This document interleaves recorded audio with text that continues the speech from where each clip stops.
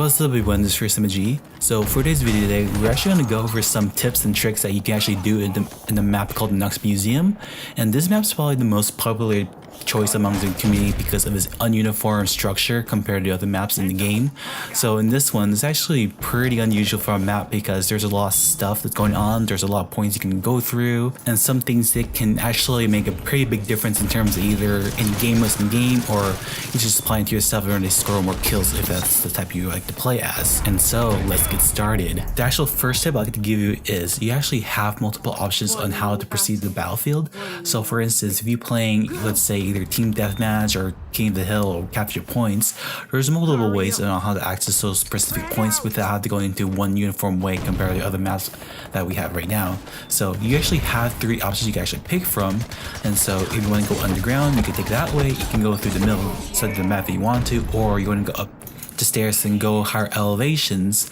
But you gotta remember though,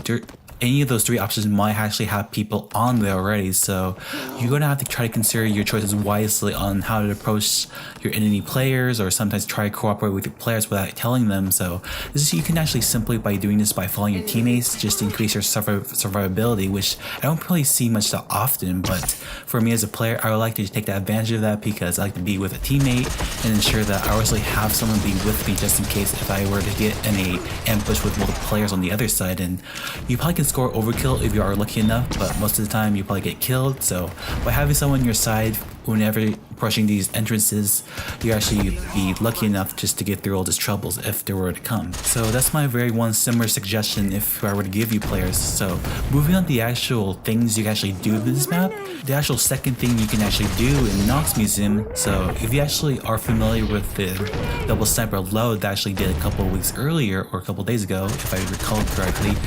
if you see those wooden panels with a wall and there's a little opening on the very bottom of the floor, there's this opening that you can actually throw your grenade through that hole and then will end up landing to the other side. So this actually allows you to sneak up a grenade just in case there's anyone camping in that particular spot, and for some reason if they were to be standing there, you can actually score a very secret kill if that grenade happened to blow up on that spot. And this is probably a good way in approaching that particular spot if you aren't sure if there's anyone there, or for instance if you think anyone's going to go through the stairs from one side or the other side, it might be coming down from an angle. You can actually try to stick a grenade there, and then you can actually engage the enemies when they're backing up away from the grenade after it explodes, or you can actually retreat from that spot if you're low in HP and grant you a couple seconds to get away from the enemy in order to recover some health back from the lower floor. The actual third tip I actually give you is if you're on the very lowest level of the map, you can actually go from the bottom up and try to shoot any players that happen to be above your head, and you can probably get them by surprise that you won't even suspect that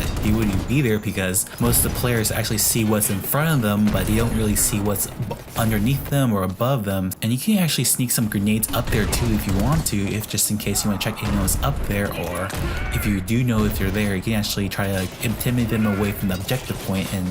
somehow try to claim that point back if once they're trying to regroup themselves, try to get back in position and you happen to be there just to wipe them all out. This actually leads to the fourth point I like to give you in this video, and make sure you're around your surroundings that no one's behind you, because this map has a lot of ways just to flank opponents or against you yourself as a player, and if you're not very careful, this can very much lead to almost a player wipeout if they're not very careful enough. And as you can see in this video, I managed to flank around the enemy a couple times because of this method, because they're all focused on capturing objective and trying to camp all my team in the base, but somehow around my tank, and I was able to sneak through into almost the entire team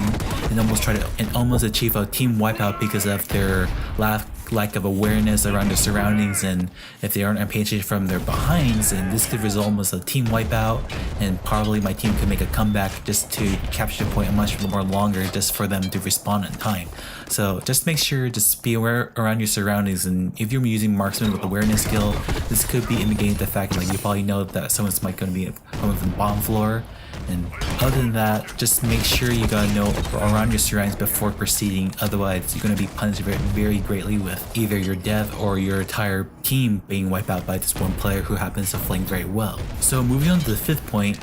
Just remember, you can actually use the very bottom elevation around that pit next to the tree. You can actually use that as your escape route in case you're being under fire with a bunch of bullets or grenades. And just remember, just hit down around the handrails so you can actually minimize your fallout damage, and you probably won't die if you were to fall down from that distance. So if you try to escape from a firefight, just remember, just drop down that pole next to the tree and try to land on the handrail and get a health pack and try to sneak away from the enemy before they try to follow you. So if they're following you, and when you do that, make sure you're pretty prepared to engage them right after they try to jump after you and jump through that pit. And given this is actually your chance to strike a counter attack against the person who's pursuing you, because since they're in midair and you're on the ground, you have some room for mobility to go around them and try to either land a headshot or try to out DPS them before they did the same to you. And just remember that if you're ready to take the escape route, make sure you be ready to re-engage right after, otherwise you'd probably end up dead by doing this. This actually wraps up for the video